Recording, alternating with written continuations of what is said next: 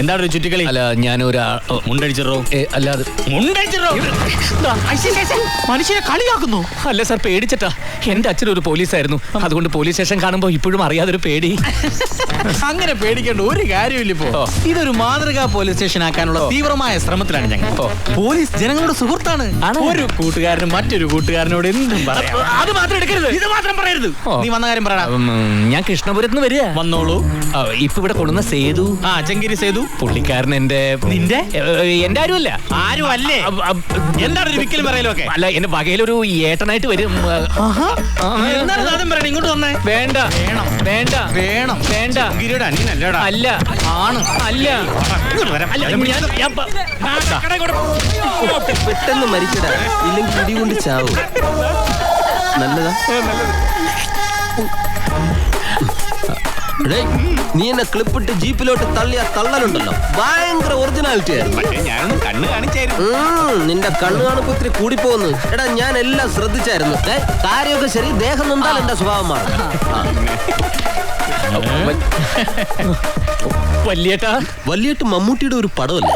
വല്യേട്ടാ, എന്നെ മനസ്സിലായില്ലേ?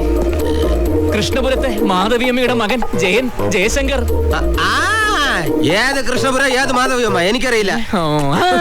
കുട്ടിക്കാലത്ത് ഞാൻ ചെയ്ത ചെറിയൊരു തെറ്റിന് വല്യേട്ടന്റെ അച്ഛൻ എനിക്ക് തന്ന ശിക്ഷ, അന്ന് അദ്ദേഹം അരിവാള് വെച്ച് വെട്ടിയ വെട്ട്, ആ വെട്ട് ഇപ്പോഴും അവിടെ തന്നെയുണ്ട് വല്യേട്ടാ. ഈ വെട്ട് എല്ലാവർക്കും ഉള്ളതാ.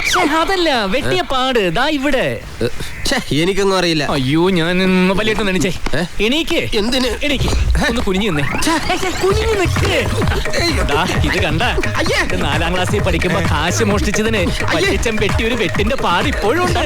ഒരുപാടുണ്ട്. ഇത് ഒരുപാടുണ്ടല്ലോ. അതല്ലേ ഞാൻ പറഞ്ഞത്, ഒരുപാടുണ്ടെന്ന്. കുനിച്ച് നിർത്തിയത് മതിയടാ. നിന്നെ എന്തിനാടാ ഇങ്ങോട്ട് കെട്ടിയെടുത്തത്? അതിരിക്കട്ടെ, എന്റെ വല്യേട്ടൻ എന്തിനാ പോലീസ് പിടിച്ചേ? എന്താ പോലീസ് പിടിച്ചെന്നാ? ആരെ പിടിച്ച്?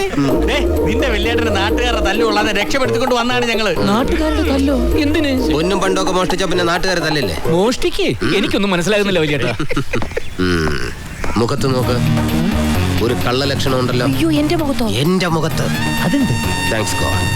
എടാ, ഈ സിറ്റിയെ കിടുകിട വിറപ്പിക്കുന്ന പോലീസുകാരുടെ ആത്മമിത്രമായ കുപ്രസിദ്ധ മോഷ്ടാവ് ചെങ്കീരി സേതു, ഉടുമ്പ് സേതു എന്നൊക്കെ നീ കേട്ടിട്ടുണ്ടോ? ഇല്ല.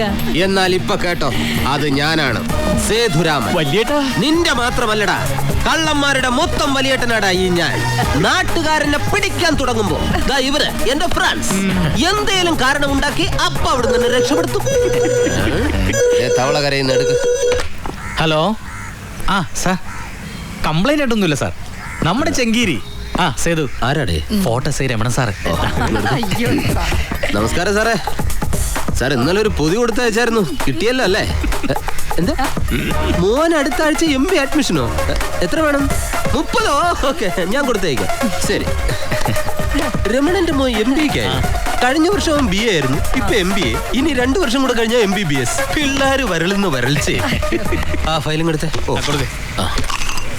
പിടിച്ചേ, ഇവിടെ ഒപ്പിട്ടെ. ഈ നാട്ടുകാർ 9 ചെല്ലിനെ പിടിച്ചത് ജസ്റ്റ് ഒരു സാക്ഷി വേണം, അത്രേ ഉള്ളൂ. പെറ്റി കേസ് അങ്ങനെ ചാർജ് ചെയ്താൽ മതി. ഒപ്പിട്. അത് ഒപ്പിടാ.